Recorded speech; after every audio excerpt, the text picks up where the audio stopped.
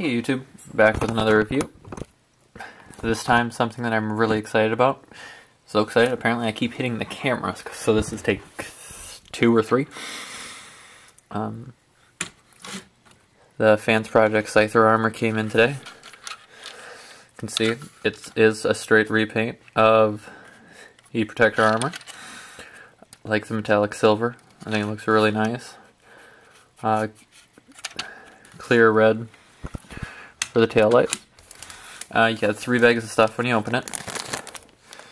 The actual shattered glass, Rodimus wings and fins, and then the gun. I haven't opened this bag yet because I'm probably not going to use it really with this mold.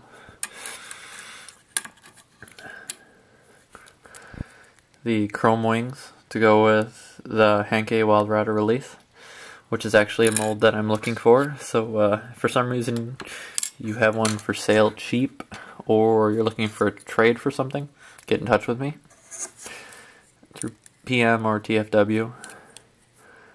And then the reason everybody wants this kit, the scythe itself, which is very reminiscent of, if you're a gamer, Dante's Inferno is the overall design that comes to my mind. Especially Dante's Inferno, this was Death's Bone Scythe, and a few other things which I'll get into in a little bit. But for now, let's get into the actual main bulk of the figure. If you don't have protector armor, it's fairly simple. You take the wing panel of choice, slide it in, lock it into place, and then the chrome ones will go under here. To attach the vehicle, just spread it open, slide it in. I'm not going to do that here because, as you can see, I'm using a custom but shattered glass Rodimus that was done by, you've seen my Meisterworks review, you know this figure all too well, which is fairly simple. You get him ready, slide the arms back,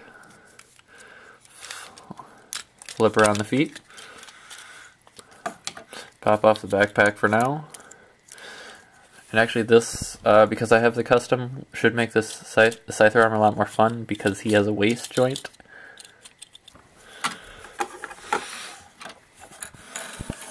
But we'll get into the actual Scyther armor itself. To transform it, first thing you want to do is come around here, pull up the back, split it open. It's going to give you your basic outline. I split the back open usually. And that way you can pull down on the evil roller, flip out the legs. Then it just pops off. Same as with protector. Flip up, slide out. Come around here. Arms pop off. There's going to be your pile of armor bits.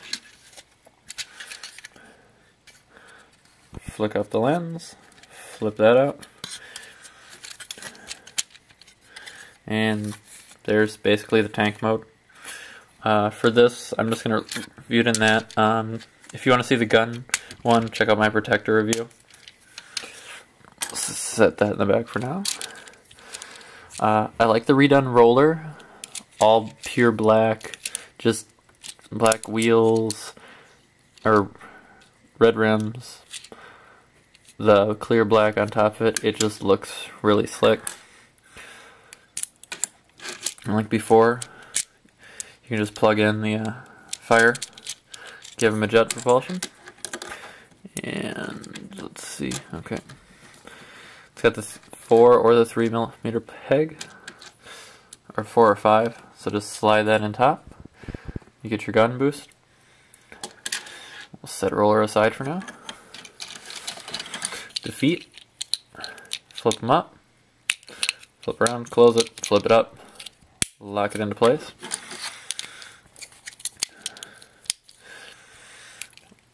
lock it into place. It's basic. This, as much as this was supposed to be a BotCon shattered glass item, everything I've seen of this paint job is definitely more designed for Wild Rider than it by far than it is for the shattered glass hot rod. So I know a lot of people have talked, or a few people have talked about maybe wondering if TFW got it the wrong one and there were two different paint jobs. We don't really know anything about that yet. There's the evil scythe head. Have to admit, I definitely love that. The evil menacing eyes. Depending how it fits in on the extra, because my batteries are dead on, because mine has light up eyes, I might try to figure out taking one of the spare heads and seeing if I can get the eyes carved out of it, and so that way the glow from my purple-eyed Rodimus can shine through or not, but I'll make the decision later. So, clip it, legs in on the side. With my other one, I slide it out so that way they look flush. Ditto on the other side.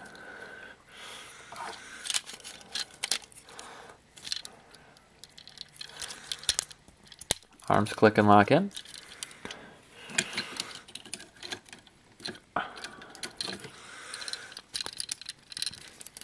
I have to say, on this one, it's a lot tighter to get them to lock in. I'm not sure if it was because of the excess paint on it, because it was a custom, or if it's just the mold itself.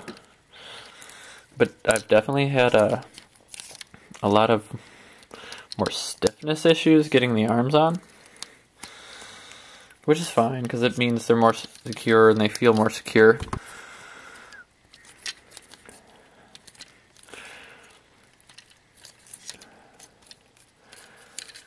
Set them there. Come around here. Clip the waist. And push back. As you can see, because of the waist swivel, which is the one thing I didn't think of when I came to the waist, is the fact that these are this is one piece.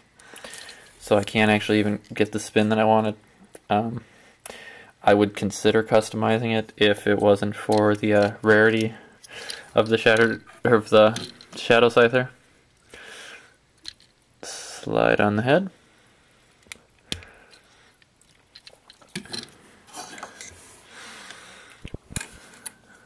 For me, backpack's a separate piece. Slide it on, make sure the tongue and grooves all fit together.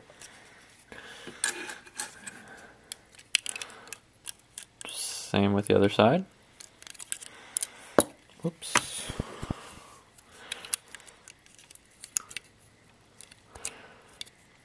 Luckily, no paint scratching, so that's nice.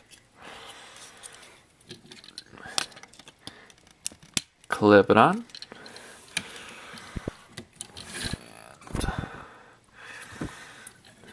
There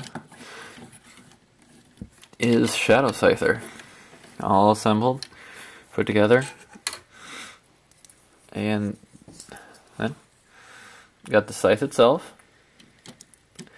Has a couple of options. Of course, it slides into his hand, holds it evenly. Dual wield, similar to the protector, or not the protector, the war axe. You can separate it. Wow, that's really tight. There we go. If you want to have them dual wield the armor, so separate it, bring it around, and then you can put it in the other hand. Give him a nice scythe look.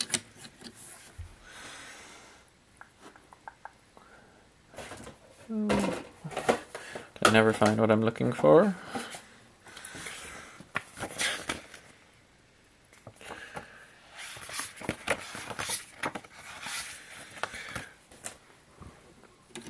Pop that off. And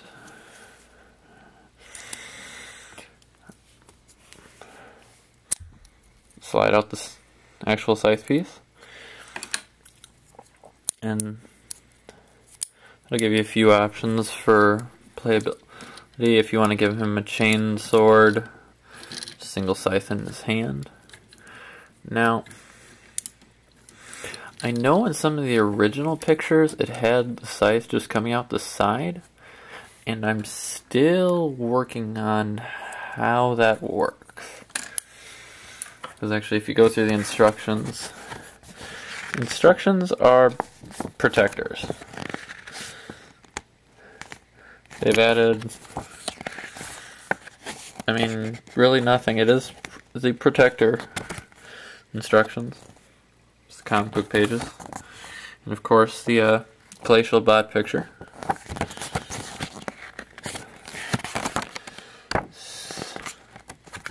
So I'm still, you know, going through some of the options.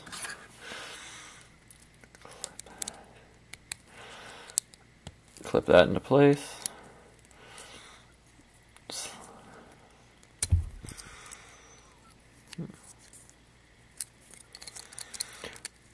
Slide that down again. You want the javelin, slide it out, slide it back down. Sadly, you can't rotate the scythe without unclipping it every time, which is kind of a bummer, but not a huge issue. And then, as you can see, this little peg here fits into the hot rod gun point. So if you want to have the scythe just chilling back there, it's definitely an option.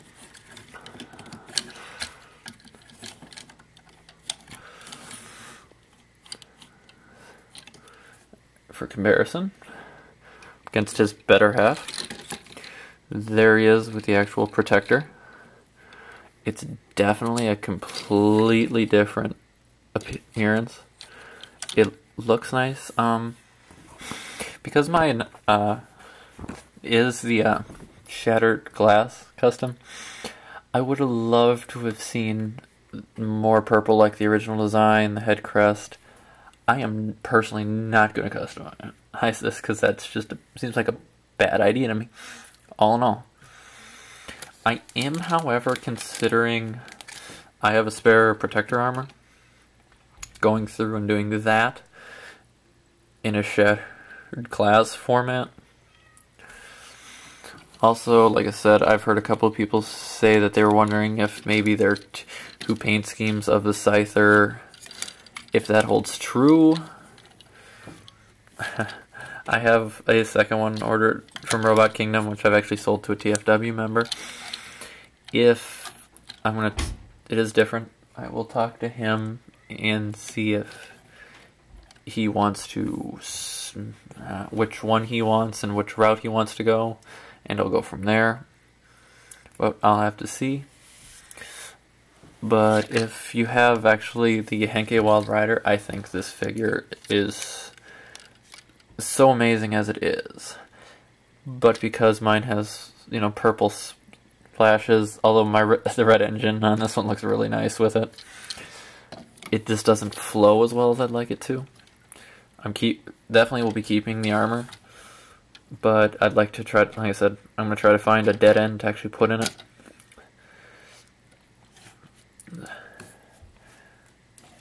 And just for fun, another size comparison. There he is with the Night Morph Commander. Or Annihilator, sorry. If you were lucky enough to get this figure, he is well worth it. If you weren't, eBay, last I looked, it's minimum price $300 for it. Is it worth the $300? As much as I would like to say no. I love the evil scythe, the dark hands, I like evil stuff, especially melee weapon evil. And this is everything I like in a Transformer. It is so evil, it is so demented, it is so cruel. The face is just the most sadistic, one of the most sadistic looking Transformers I've ever seen. I love it. if I didn't already sell my second one, I would have 2 of them displayed without question. But if you can pick them up, get it. If you can pick it up where you can afford it, get it. If you can't, customizing a protector is an option, because I think it could be doable fairly easily. The color pattern's a fairly simple one. Actually, you might be able, if you customize, to go closer to a design you like. But go with whatever works for you. I think the Scyther armor's great, and I'm definitely glad I was able to get one. Thanks for watching, and I'll see you guys again.